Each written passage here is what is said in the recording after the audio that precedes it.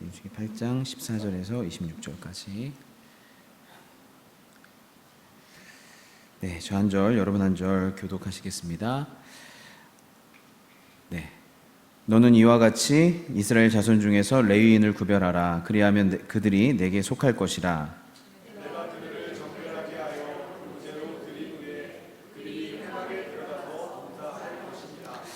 그들은 이스라엘 자손 중에서 내게 온전히 드린 바 된 자라. 이스라엘 자손 중 모든 초태생 곧 모든 처음 난 자 대신 내가 그들을 취하였나니. 이스라엘 자손 중에 처음 태어난 것은 사람이든지 짐승이든지 다 내게 속하였음은 내가 애굽 땅에서 모든 처음 태어난 자를 치렀다네 그들을 내게 구별하였습니다. 이러므로 내가 이스라엘 자손 중 모든 처음 태어난 자 대신 레위인을 취하였느니라.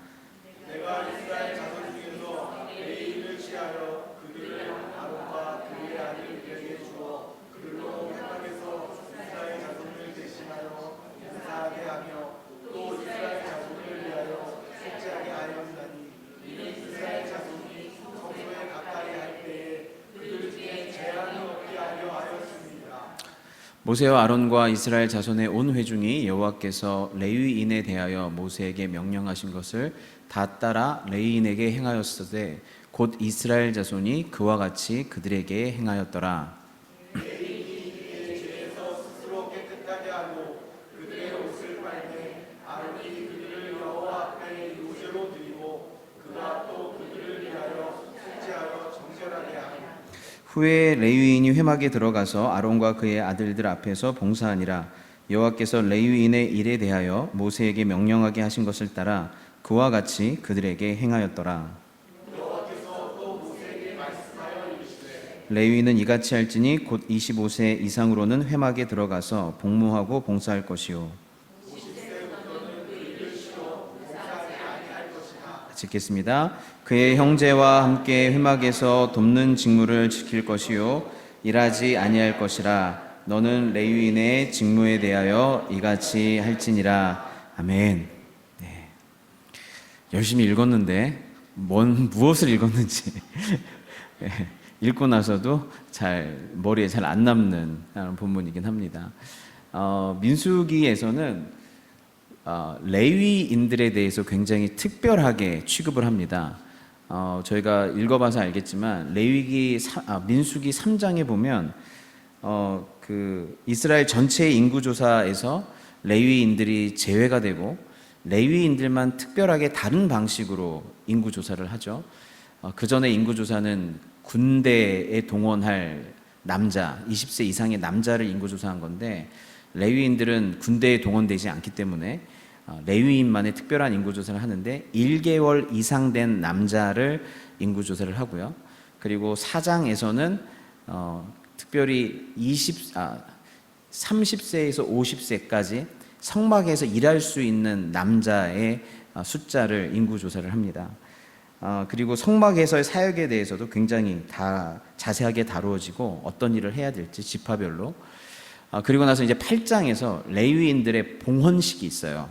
레위인들의 어떤 임명식, 임직식 같은 건데 레위인들을 정결하게 해서 회막의 임무를 할 수 있도록 레위인들을 이렇게 세우는 그런 임직식이 이 봉헌식이 이제 8장 전체를 이렇게 거의 전체에 다루어지고 있습니다. 그러니까 레위인들을 굉장히 중요하게 다루고 있죠. 그래서 특별히 이 레위인들이 중요하게 다루어질 때 가장 많이 사용되는 말씀이 레위 자손들을 구별해라 라는 말씀이에요. 너는 이같이 이스라엘 자손 중에서 레위인을 구별하라. 그리하면 그들이 내게 속할 것이요 내가 그들을 정결하게 하여 요제로 드린 후에 그들이 회막에 들어가서 봉사할 것이다 라고 되어 있습니다. 레위인을 구별해라. 우리가 특별히 이제 구별된 삶, 거룩한 삶, 오늘 기도에서도 거룩함과 구별됨에 대해서 기도해 주셨는데 오늘 말씀하고 좀 딱 맞아떨어지는 기도였어요. 구별된 삶에 대해서 우리가 좀 생각해 볼 때 그게 뭘까? 거룩하게 구별되어 산다는 게 뭘까를 레위인들을 통해서 우리가 좀 확인해 볼 수가 있습니다. 특별히 여기 14절에 보면 레위인을 구별하라. 그리하면 그들이 내게 속할 것이다 라고 되어 있어요. 구별하여 내게 속할 것이다. 이 구별하다라는 동사가 크게 두 가지인데, 특별히 첫 번째 이 구별하다라고 하는 동사는 힙딜이라는 동사인데, 양쪽으로 나누어 놓는다는 뜻이거든요. 그러면 여기에서 똑같은 동사가 쓰였는데 양쪽으로 나누어 놓아요. 나누어서 누구에게 속하게 하는 거예요? 여호와께, 하나님께 속하게 하는 거예요. 구별하여서 하나님께 속하게 하는 것, 하나님의 것이 되게 하는 것. 이게 첫 번째 구별하다의 뜻입니다. 그래서 우리는 구별되어 어딘가에 속하게 돼요. 구별에 따로 이렇게 있는 게 아니라, 구별됐다라는 건 주인이 어떤 주인에게 속하느냐와 관련이 됐다는 것이죠. 그래서 하나님께서 레위인들을 구별해서 너는 내 것이다 라고 주장을 하시는 거예요. 너는 내 거야. 특별히 내 거라고 주장하는 이유를 출애굽에서 10번째 재앙과 관련돼서 장자들을 살려주신 재앙을 가지고 주님께서 내 것이다 라고 특별히 주장을 하세요. 민수기 여기 보시면 이스라엘 자손 중에 처음 태어난 것은 사람이든지 짐승이든지 다 내게 속하였음은 첫 태생이죠. 초태생, 첫 태생. 그래서 그 사람이든지 짐승이든지 첫 번째 것이 내게 속하였음은 내가 애굽 땅에서 모든 처음 태어난 자를 치던 날에 그들을 내게 구별하였음이라. 이러므로 내가 이스라엘 자손 중 모든 처음 태어난 자 대신 레위인을 취하였느니라. 처음 태어난 자, 장자들이죠. 그래서 주님께서 그때 장자들을 원래 다 죽었어야 되는데 이스라엘의 장자만 살려주셨죠. 문 임방에 어린 양의 피를 바르고 나서 패스오버 하시고 그 장자들을 살려주셨죠. 살려주시고 나서 내가 살려줬으니 너희는 내 거야, 이렇게 얘기하시는 거야. 첫 태생은 그때 장자뿐만 아니라 모든 처음 난 짐승들을 주님이 다 살려주셨어요. 그래서 처음 난 것은 다 내 거야 라고 말씀을 해주신 겁니다. 그러니까 실제로 이스라엘의 장자를 이때 민수기 때 계수를 해봤더니 22,273명이에요. 22,273명. 그리고 22,273명인데 레위인들의 1개월 이상 된 남자의 수가 22,000명이에요. 273명 차이예요. 그러니까 거의 똑같은 숫자거든요. 273명은 나중에 속전을 하는데 아무튼 거의 똑같은 수인 거거든요. 그러니까 레위 지파 1개월 이상 된 남자들이 22,000명이니 너희들이 장자들을 대신해서 모든 장자들은 내 것이어서 이제 나를 위해서 회막에서 일을 해야 되는데 그 장자들은 가문도 이어야 되고 대도 이어야 되고 또 그 생계도 이어야 나가야 되는 여러 가지 일들이 있으니 그 장자를 대신해서 레위 지파가 그 장자가 해야 될 하나님을 섬기는 일을 하나님의 것으로서 대신하게 되는 것이죠. 그래서 내 것이다 라고 주장을 하시는 겁니다. 그래서 원래는 22,273명이 없었어야 되는데 그들이 살아있게 된 거예요. 그래서 가문을 잇게 되고 대를 잇게 되었죠. 그래서 그리고 그들을 대신해서 레위 지파가 이제 하나님 앞에 드려지게 되는 것입니다. 그래서 이 죽음을 면하게 된 사건, 생명 사건을 근거로 죽어야 했던 자가 살아났다면 그 생명은 이제 자기 것이 아니라 자기를 살리신 분의 것이 된다라고 얘기하면서 소유권을 주장하시는 거죠. 그러면서 제가 연구를 좀 해봤어요. 고대 근동에서는 생명을 내 것이다, 너는 내 것이다, 너의 생명은 내 것이다 라고 누가 주장을 하는가. 근데 이 현대를 사는 저희에게 우리의 생명은 당연히 나의 것이다 라고 생각하죠. 인권이라고 하는 건 나의 나됨을 내가 주장하는 거죠. 그게 생명권이 됐든 무엇이 됐든 내 생명은 나의 것이다라는 거였는데 고대 근동에서는 생명이 자기의 것이다라고 하질 않았어요. 생명이 누군가의 소유였어요. 첫 번째로 이 생명은 누구의 소유였냐면 궁극적 생명의 소유자로서 신이 생명의 소유자다라고 생각했어요.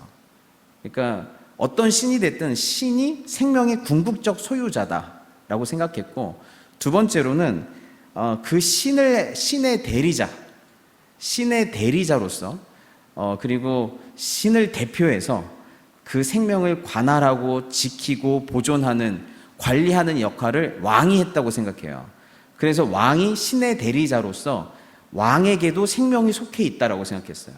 그래서 그 생사 여탈권을 왕이 가지고 있었어요. 왕이 죽이기도 하고 살리는 힘이 있었어요. 왜냐하면 나는 신의 대리자니까. 그리고 내가 너희 생명을 관할하는 자니까 라고 생각했어요. 그리고 세 번째로는 생명을 부여한 자, 그러니까 생명을 전달한 자, 생명을 낳은 자. 그게 누구죠? 부모죠. 부모가 내 생명의 소유권자라고 생각했어요. 그래서 내 생명은 내게 아니라 머리부터 발끝까지 다 부모가 주신 거야. 부모가 주셨으니까 내 생명은 부모의 것이야 라고 생각을 한 거예요. 생명의 소유권을 자기가 주장하지 않았어요. 그래서 성경에도 보면 부모를 치거나, 출애굽기에서 부모를 치거나 부모를 저주하는 자는 반드시 때려 죽이라고 그랬어요. 죽여야 된다. 그건 윤리 도덕적인 문제가 아니라 생명의 주인, 생명의 전달자에 대한 도전, 권위에 대한 도전, 그리고 생명을 주신 하나님에 대한 도전이기 때문에 그거는 죽어야 된다고 얘기를 한 것이죠. 생명의 문제로 본 거예요. 부모는 생명의 전달자고 생명의 소유자다라고 보고 있는 것이죠. 그래서 이 세 부류가 기본적으로 생명을 내 것이다라고 얘기할 수 있다고 그랬죠. 신, 그리고 우리가 얘기하면 하나님, 두 번째는 왕, 세 번째는 부모였어요. 그리고 네 번째로 당신의 생명은 내 것이다 라고 얘기할 수 있는 사람이 네 번째 부류가 있었는데, 그의 생명을 구원한 사람, 죽을 수밖에 없었던 어떤 상황에서 구원자가 등장을 해서 그 사람의 생명을 건져줬어요. 생명의 은인이라 그러죠. 누군가 나에게 생명의 은인이다. 고대 근동에서는 생명의 은인을 위해서 내 나머지 인생을 그 생명의 은인을 위해 살아야 한다. 생명의 은인에게 충성해야 한다라는 개념을 가지고 있었어요. 그렇지 않으면 문화적으로든 윤리적으로든 합당하지 않다라고 생각했어요. 그래서 나의 생명을 구원해 줬으니 이제 내가 당신의 소원을 이루며 당신의 뜻을 이루며 당신이 원하는 대로 살겠습니다. 어떻게 살까요? 이렇게 물어봐야 했어요. 생명의 은인. 그래서 내 생명을 건져준 자가 나한테 생명을 주장할 수 있었어요. 너의 삶은 이제 이렇게 살아라, 살지 말아라, 이렇게 주장해 줄 수 있었어요. 네 번째, 내 생명을 구원한 사람이에요. 다섯 번째, 마지막 다섯 번째, 누가 나한테 네 생명은 내 거다라고 주장할 수 있는 사람이 다섯 번째는 누구냐면 그 사람의 주인이었어요. 고대 시대는 왕권 시대이기도 하면서 동시에 노예 제도가 그대로 존재했었죠. 그래서 노예에게는 항상 누가 있어요? 노예는 그 위에 종이기 때문에 주인이 있어요. 주인이 노예를 자기의 재산으로 삼았어요. 무슨 뜻이냐면 너는 나의 재산이다라는 건 너의 생명이 나의 소유다라는 뜻이에요. 그래서 주인은 노예 종들에게 너는 내 것이다라고 얘기했을 때 자기 마음대로 할 수 있는 권한이 다 있었어요. 어떻게 살아야 되고, 그래서 이 노예 같은 경우는 어떤 식으로든지 주인의 뜻대로 원하는 대로 살았어야만 했죠. 그랬어야 됐어요. 그런데 이 노예로부터 어떤 주인이 나타나서 당신의 종인데 내가 대가를 지불할게요. 내가 대신 이 대가를 지불할 테니 이 종을 나한테 파세요. 속전이라 그래요. 나한테 파십시오. 내가 이 사람을 자유롭게 하든지 내 종으로 삼든지 내가 알아서 할 테니까 나한테 파세요. 그래서 돈을 주고 대가를 주고 그 사람을 사는 것. 사게 되면 어떻게 될까요? 주인이 바뀌게 되죠. 주인이 바뀌게 되면 바뀐 주인이 값을 지불하고 샀기 때문에 주인이 바뀌면 다른 주인이 이 사람의 생명의 소유권자가 돼요. 이제 내 것이다 라고 주장할 수가 있어요. 그래서 성경에 보면, 그래서 우리 하나님은 참 놀랍죠. 지금 다섯 부류가 너는 내 거다라고 내 생명의 소유권을 주장할 수 있는 사람이 다섯 부류요. 첫 번째가 하나님이고, 두 번째가 왕이고, 세 번째가 부모고, 네 번째가 나를 구원한 자고, 다섯 번째가 내 생명의 대가를 지불한 자예요.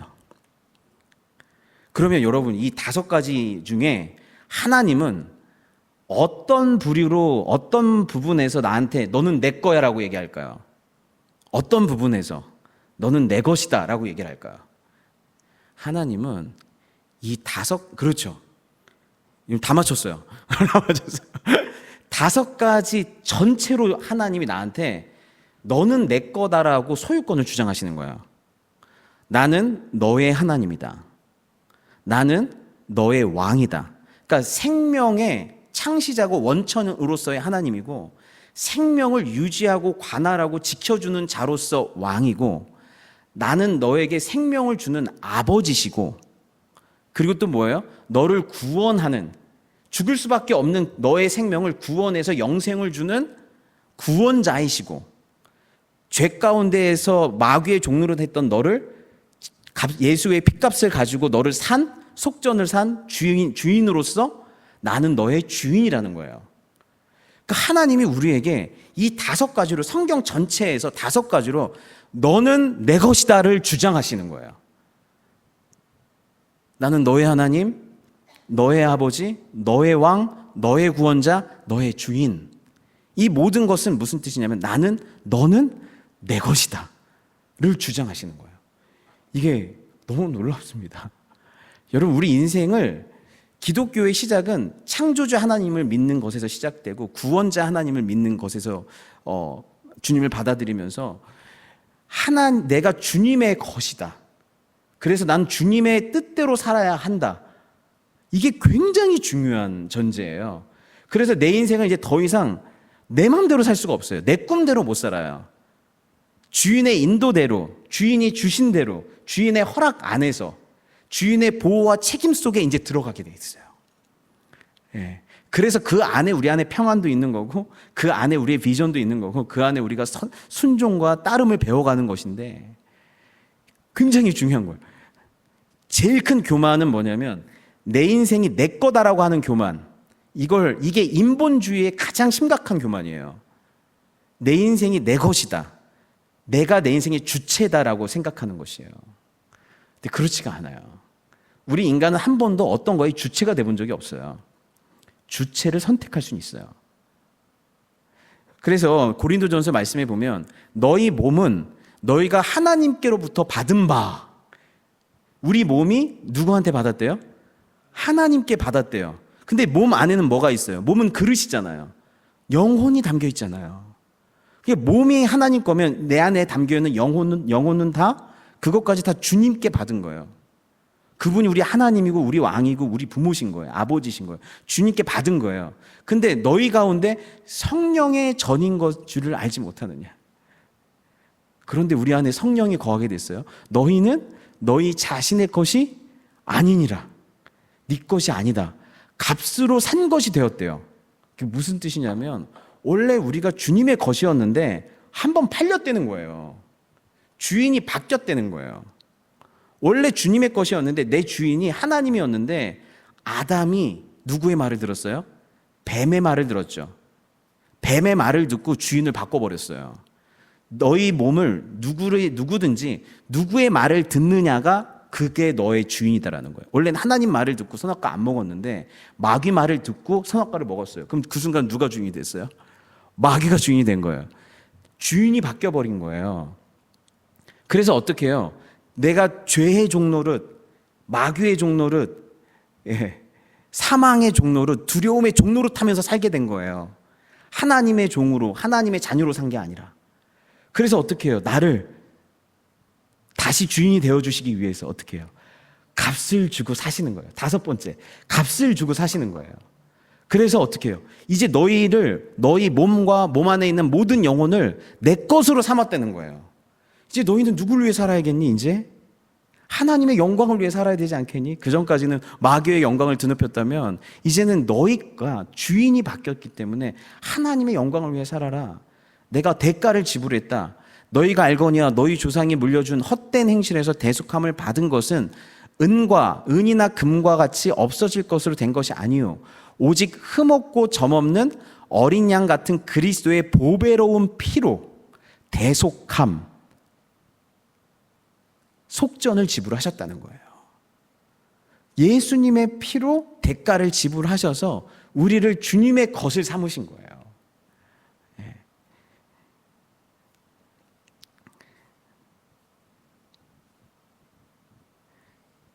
그래서 이게 좀 너무 놀라운 것 같아요.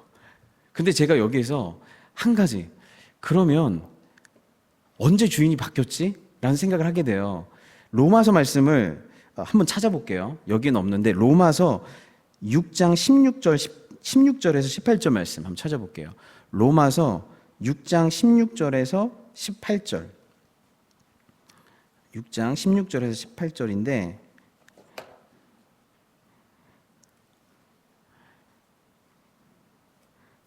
네. 그래서 요즘 제가 오늘 좀 그래서 아이디어가 생겼어요. 그래서 계속 이것만 보면 여러분들이 성경을 너무 안 찾고 이제 안 갖고 다닐 수도 있어서 중간에 한 두세 개는 찾게 해야겠다라는 잔머리를 제가 돌리기 시작했어요. 그래서 이제 앞으로 한 두세 개 정도는 찾게 될 거니까 이제 성경을 꼭 갖고 다니셔야 돼요. 같이 읽겠습니다. 시작. 너희 자신을 종으로 내주어 누구에게 순종하든지 그 순종함을 받는 자의 종이 되는 줄을 너희가 알지 못하느냐?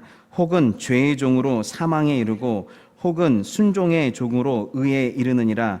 하나님께 감사하리로다. 너희가 본래 죄의 종이더니 너에게 전하여 준 바 교훈의 본을 마음으로 순종하여 죄로부터 해방되어 의에게 종이 되었느니라. 아멘. 여기 보니까 16절에 너희 자신을 종으로 내주어 누구에게 순종하든지 순종함을 받는 자의 종이 되는지를 알지 못하느냐. 너희 자신을 종으로 내주어. 여러분, 여기에서 굉장히 중요한 진리가 있는 거예요. 우리는 얘기했죠. 내가 내 인생의 주인이라고 얘기할 수 없다고. 나한테 주인이라고 주장하는 하나님이 있고 아버지가 있고 또 왕이 있고 구원자가 있고 대가를 지불한 자가 있어요. 그러니까 나는 나 스스로 주인이라고 얘기해서는 안 돼요. 근데 그럼 내가 할 수 있는 건 뭐예요? 내 인생이, 그럼 난 뭔가? 목사님, 내 인생의 주인이 내가 아니면 마귀에게 넘어간 것도 그럼 제가 하는 게 제가 뭐예요? 근데 우리가 할 수 있는 게 뭐예요? 누구든지 너희 자신을 종으로 내준다고 그러죠. 주인을 선택할 수 있는 의지와 권리예요. 주인을 선택할 수 있는 의지. 이걸 하나님이 주신 자유의지예요. 하나님이 주신 자유의지는 그 의지를 가지고 네가 네 인생의 주인 되라는 게 아니라 네가 네 인생의 주인을 선택하라는 거예요. 네가 듣고 따를 순종할 그 주인을 선택하라는 거예요. 여러분들이 내 인생을 내가 선택해서 여기 왔다라고 생각하면 착각이라는 거예요. 여태까지 나는 계속 어떤 주인을 선택하느냐. 마귀는 네가 선택했고 너는 너를 위해서 살았다고 얘기할지도 몰라요. 네가 하나님 되라고 할지도 몰라요. 하지만 결국 마귀 말을 듣고 마귀에게 순종하게 하여 우리에겐 절망도 하고 고통도 오고 힘듦도 온 거예요. 우리는 매번 누구를 주인으로 선택할까? 그래서 예전에는 하나님도 주인으로 선택할 수 있고 마귀도 주인으로 선택할 수 있는 자유의지가 있었어요.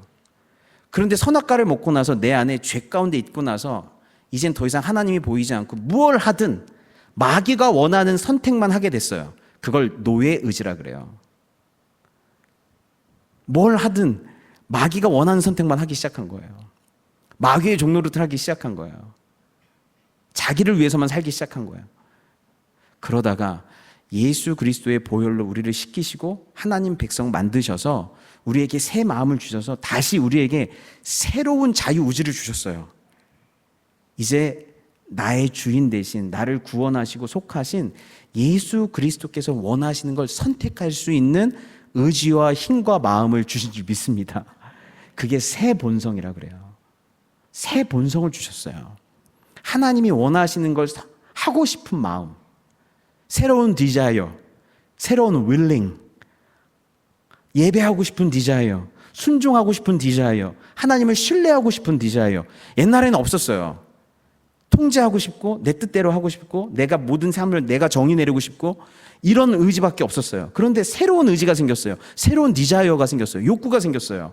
하나님을 예배하고 싶고 보이지 않지만 하나님을 높이고 싶고 모든 상황이 감사할 게 없지만 그 상황에서 하나님을 높이고 싶고 하나님을 신뢰할 수 없던 상황인데도 하나님을 신뢰하고 싶고 하나님을 따르고 싶고 하나님을 의지하고 싶고 이 상황 속에서도 하나님은 나를 성장시킬 거다라고 하는, 협력하여 선을 이룰 거다라고 하는 어떤 믿음이, 그런 믿음으로 살고 싶은 마음이 생겨버린 거예요. 새로운 욕구와 새로운 마음을 주셨어요. 그건 뭐냐면 새로운 주인, 여러분의 주인이 주신 마음이에요. 그 마음 주셨을 때 그 마음에 순종하며 가라. 우리는 결국 어떤 주인을 선택할 것이냐, 어떤 주인을 선택하며 살 것이냐. 그때 너는 내 것이다. 네, 저는 주님의 것입니다. 우리의 순종은 이거에 대한 응답인 거예요. 네, 저는 주님의 것입니다. 나를 구원하신, 핏값으로 날 사시고 나를 구원하신 나의 아버지 대신, 나의 왕 대신, 나의 하나님 대신 주님의 것입니다. 그러니 제가 따라갑니다. 우리의 순종은 대단한 헌신이라는 게 아닌 거죠. 하나님을 인정해 드리는 거예요. 당신의 것입니다. 나는 당신이 내 인생의 주인입니다. 그래서 매 순간 우리는 어떤 주인을 선택할 것이냐, 거기에 있는 거예요. 그 자리에 있는 거예요. 종으로 되어죠. 끝까지 하나님을 주인 삼지 않고 왕으로 삼지 않으면 하나님 나라에 갈 수가 없어요. 하나님 나라는 하나님이 왕이고 하나님이 하나님이고 하나님이 아버지시고 하나님이 구원자시고 하나님이 우리 인생의 주인이신, 그걸 기뻐하여 거기에 응답하여 나는 당신의 것입니다라고 하는 자들이 가는 곳이 하나님 나라인 줄 믿습니다. 아멘. 그게 구별됨의 가장 중요한 것이에요. 구별됨의 가장 중요한 것. 나는 당신의 것입니다. 그리고 나는 너의 하나님이다. 하나님이 스스로를 구별하신 거예요. 이건 어떤 면에서 우리를 구별할 뿐만 아니라 하나님이 스스로 구별하여 우리에게 주신 거예요. 어떤 자에게도 내가 아버지가 아니지만 너한테는 아버지가 되어줄게. 어떤 자를 위해서도 내가 구원하지 않지만 너를 위해서는 내 생명을 줄게.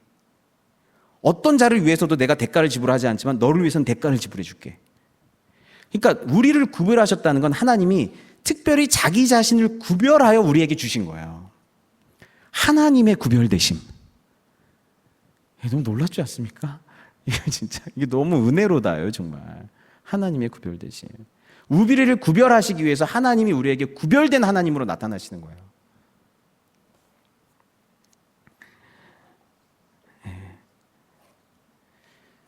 특별히 레위 이스라엘의 장자를, 레위인들로 하여금 이스라엘의 장자를 대신해라 그러죠. 이 장자라고 하는 건 가정의 대표죠. 그리고 그 상속자의 대표고 가문을 잇는 대표거든요. 장자라는 건. 그러니까 결국에는 가정의 대표로서 장자들이 있는데 그 장자를 대표해서 레위인을 삼고 레위인은 내 거다. 그 얘기는 무슨 뜻이냐면 이스라엘의 장자들은 내 거란 뜻이고 이스라엘의 장자가 내 거란 뜻은 이스라엘의 모든 가정이 내 거란 뜻이에요. 그럼 거기에는 무슨 뜻인? 거기에는 하나님이 특별히 왕 그리고 하나님, 부모 이 세 가지 중에서 어떤 하나님을 부각시키신 거예요? 부모로서의 하나님, 아버지로서의 하나님을 부각시키신 거예요. 그 전까지는 이스라엘 사람들이 하나님을 생각할 때 이집트의 신보다 좀 더 센 신, 이집트의 신보다도 센 신 정도로만 생각했는데 장자를 줘. 이제 장자들을 내 걸로 삼을게. 그 얘기는 무슨 뜻이냐면 내가 이제 너희에게 아버지로서, 아버지 하나님으로서 나를 계시하시겠다는 뜻이에요. 아버지 하나님으로서 너를 내 것 삼으시겠다는 거예요. 아버지로서 이제 너는 내 거다라는 뜻은 뭐냐면 주님이 주님의 소유가 되면 얼마나 잘 관리하고 보호하고 보존하고 하시겠어요. 예. 하나님 거라고 생각하면. 그것이 하나님 것이기 때문에 지키시고 돌보시고 다듬으시고 더 왕성케 하시는 일을 하나님이 하시는 거예요. 하나님 손길 안에 딱 있으니까 너는 내 거야. 근데 어떻게 주장하신다고? 이제 너는 내 아들이라, 내 가족이라, 내가 너의 아버지가 되어주시겠다라는 뜻이에요. 아버지로서 이제 너를 돌보고 가르치고 양육하고 붙들어 주겠다, 이런 뜻이에요. 그래서 아버지로서 장자를 달라, 이런 뜻은 장자가 내 것이다라고 얘기하는 건 이제 이스라엘을 가족 공동체로서 내가 아버지로서 너를 돌보겠다라고 하는 하나님의 선언과 같은 것이에요. 그래서 이렇게 그래서 출애굽기 4장 22절에 보면 너는 바로에게 이르기를 여호와의 말씀에 이스라엘은 내 아들 내 장자라, 이렇게 얘기해요. 이스라엘은 내 아들 내 장자라, 그러니 보내라. 바로에게 이렇게 얘기하라고 그래요. 바로에게 이르기를 여호와의 말씀에 이스라엘은 내 아들 내 장자다. 고대 근동 신 중에 누구도 자기를 아버지라고 계시하는 신은 없어요. 인간을 도구화하거나 무섭고 분노하고 변덕스러운 신인 거지, 인간을 이용하는 신이지, 인간에게 아버지로서 돌보고 사랑하고 아끼고 양육하고 책임지겠다라는 신은 아무도 없어요. 오직 하나님만 내가 너한테 이제 아버지가 되어주겠다. 아버지로서 너는 내 거다. 너는 이제 내 백성이고 내 자녀다. 이렇게 선언하시는 거예요. 네, 주님. 네, 주님. 당연히 제가 주님 거 돼야죠. 내가 주님 거가 돼야 내가 주님의 자녀가 되고 주님이 나의 아버지가 되시니까. 그래서 아버지 된 주님 앞에 여러분의 삶을 항상 드리시길 바랍니다. 아멘, 아멘.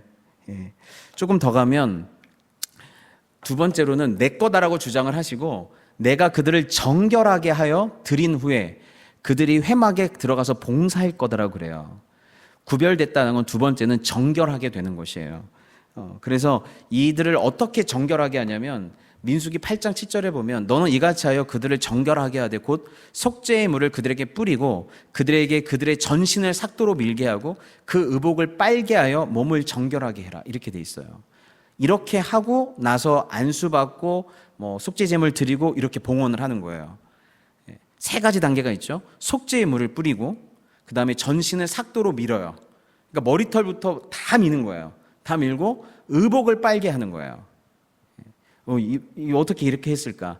근데 이 속죄의 물이라는 건 여기에서밖에 나오지 않는 단어인데 그 물이 어떤 물인지는 잘 몰라요. 하지만 그들을 구별하여 깨끗하게 하는 물일 거예요. 그 물을 뿌리고 그 다음에 전신을 삭도로 밀게 해요. 이 전신을 삭도로 밀게 한다는 거는 어떨 때도 전신을 삭도로 밀냐면 나실인들은 원래 머리를 기르죠. 머리를 기르다가 나실인이 그 죽은 시체를 만져요.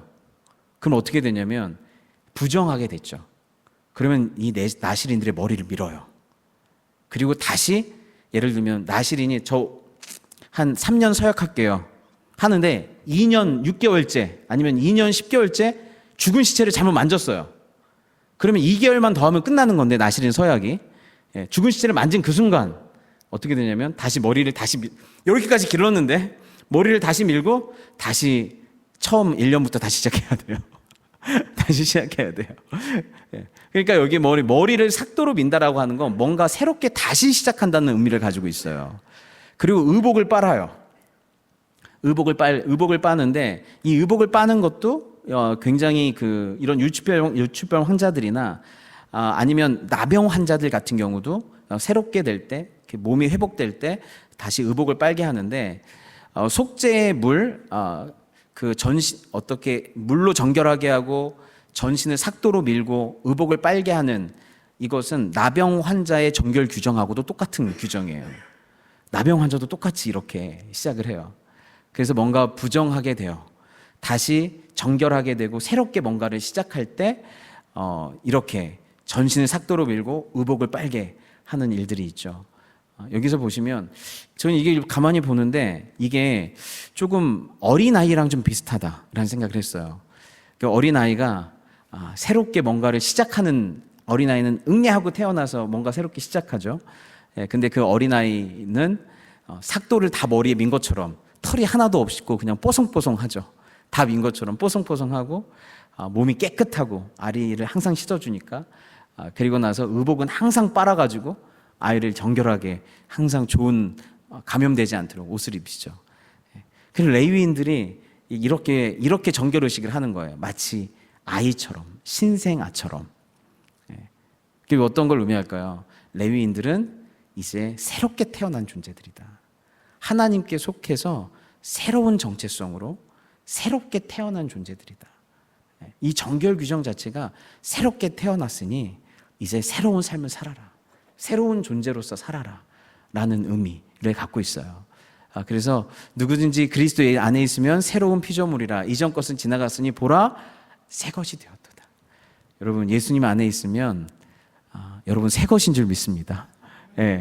이전 것은 지나갔으니 새 것이 되는 역사가 예수님 믿고 회개하고 또 예수님 안에 있을 때마다 계속 새롭게 되는 역사가 일어날 줄 믿습니다. 마귀는 자꾸 여러분을 과거에 붙잡아요. 너는 이랬으니 지금도 이렇고 앞으로도 이럴 거야. 너는 인생이 이렇게 불행했으니 지금도 불행하고 앞으로는 더 불행할 거야. 너는 인생에 오점과 흠이 있으니 지금도 이 흠은 계속 유지될 거고 앞으로도 더 흠이 많이 날 거야 라고 생각해요. 근데 그렇지 않아요. 이 복음의 능력은 과거를 완전히 씻는 능력이에요. 심지어 과거를 발판 삼아 미래를 새롭게 하는 능력이에요. 보라 새 것이 되었도다. 그래 과거에는 내가 그랬지. 하지만 예수 그리스도의 보혈로 내가 씻겼고 나는 주님의 것이 되었는데 주님의 것은 새 것이야. 주님의 것은 새 것이야. 주님께서 나에게 새로운 일을 행하실 거야. 새로운 일을 행하실 거야. 그러니까 어떤 그 목사님이 굉장히 제가 모셨던 목사님 중에 한 분인데 이분이 정말 똑똑해요. 진짜 똑똑한 목사님인데 부모님도 엄청 부자예요. 그리고 똑똑한데 부자인데 아무튼 다 가진 분이에요. 그러니까 너무 다 가져서 왕자 컴플렉스가 있어. 왜냐하면 가난한 자들의 마음을 잘 이분은 이해 못할 거야. 막 이런 느낌이 있는 거야. 근데 이분의 인생에 하나의 흠이 있었어요. 뭐냐면 유학 중에 이혼을 했어요. 그러니까 유학 중에 이혼을 하니까 모든 게 완벽했는데 이제 유학해서 박사학위 받고 한국에 돌아가면 이제 막 날아갈 준비만 돼 있는 거예요. 그런데 유학 중간에 아내랑 이혼을 했을 때 이분이 모든 게 다 무너진 거예요. 모든 게 다 무너지고 자살 생각까지도 하고 겨우겨우 학위를 겨우겨우 마쳤는데 이분이 마지막에 너무너무 힘드니까 자기 박사학위 친구한테 얘기를 했대요. 내 인생은 너무너무 더럽혀졌다. 너무너무 오점 투성이다. 라고 그러면서 이혼한 얘기를 한 거예요. 근데 그랬더니 그 친구가 아프리카 친구였는데 그 냅킨에다가 이렇게 갑자기 자기 만년필을 뚜껑 열더니 막 거기다 막 그 만년필 뚜껑 열더니 막 그 냅킨 잉크를 막 칠하더라는 거예요. 그러더니 야, 네 인생이 마치 지금 이렇게 됐구나. 그렇게 얘기하더래요. 그래서 그래, 너 이렇게 많이 더럽혀졌다고 네가 생각하고 이렇게 얼룩이 졌다고 생각하는구나. 그러면서 다시 잉크 뚜껑을 딱 뒀더니 거기에다 막 그림을 그리기 시작하는 거예요. 그 위에다가. 그러면서 네 인생이 이렇게 더럽혀졌지만 하나님은 네 더럽혀진 이 인생 가운데서 새로운 일들을 시작하실 거고 새로운 그림을 그릴 거야. 그게 하나님이셔. 근데 목사님이 알았겠죠, 그런 거를. 그런데 자기 인생이 진짜 거기에 처해봤더니 너무너무 힘든 거예요. 너무너무 힘든데 그 힘든 와중에 진짜 그 사랑하는 친구가 마치 하나님의 음성처럼 들리더래요.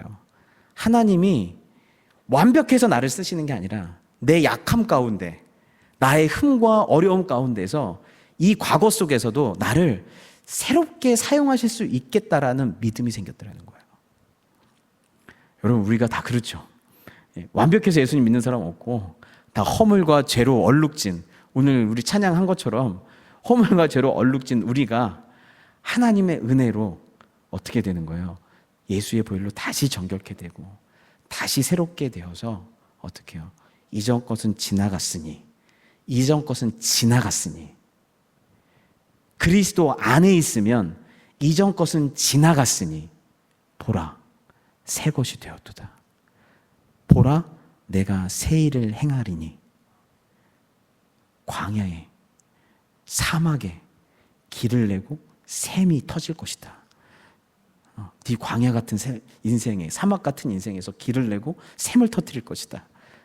너는 새 것이니까. 예. 주님이 그렇게 우리를 인도하실 줄 믿습니다. 예. 뒤에 할 말이 더 많은데 오늘 여기까지만 하려고 합니다. 앞에 있는 거 다 까먹을까 봐. 오늘은 여기까지만 하고 우리 같이 좀 기도했으면 좋겠습니다.